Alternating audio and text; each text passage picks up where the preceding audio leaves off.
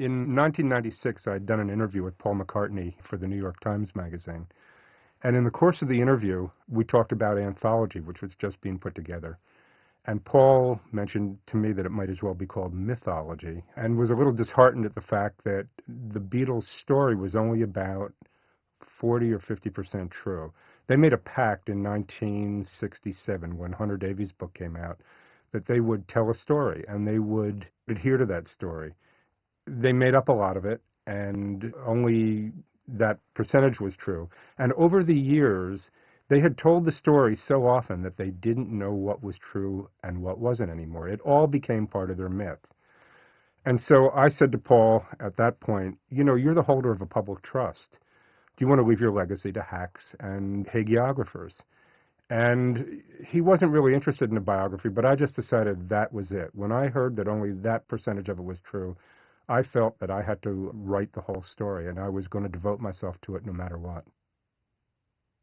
Researching this was tough. Usually when you write a biography, it's about one person. This was about not just the four Beatles, but Brian Epstein and Pete Best and Stuart Sutcliffe. And so I had to set out to find everyone who knew them.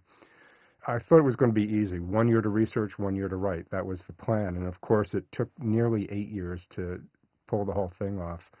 I began with that outer circle of acquaintances and worked my way inward until I got to the families who had to talk to me at that point because everyone had spoken. And many had not talked about the Beatles since they were involved with them. They were told point blank by the Beatles, you don't speak to the press, especially the family. But luckily that began to chip away, and by the time we got close to amassing all of the research, I had just about all of them. The Beatles were pushing into their 60s at that point. And when you hit 60, when you hit 50, you begin thinking about your own mortality. Even, I would say, icons like the Beatles. And I knew that that was having an influence on McCartney as well. And so where they were usually not just tight-lipped, but kept the padlock on the sources, that padlock began to open up because I think they wanted someone, if not me, someone else, to take on the story and to get it right for once. It is the first full biography of the Beatles. It didn't rely on the myth that has been embroidered over the last 40 years. It is a biography written in the style, and I'm sorry to be so presumptuous to say it, of, say, David McCulloch or Robert Caro.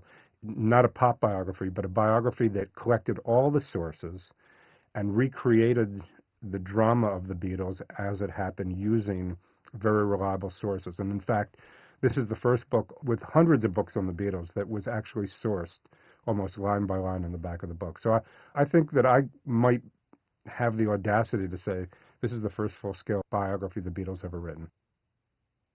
This book is unusual in the sense that it brings four men to life who we have not had the chance to meet before. We've met them through the mythology that they created.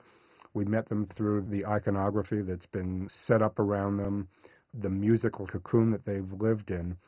But we've never really heard them talk, seen them move, felt them breathe, talk to each other, create. And so if there are any revelations in this book, it is that these men come alive for the first time as men and not just the four mop tops. That was an image that they created and was only good for a year or two, and then they became human beings.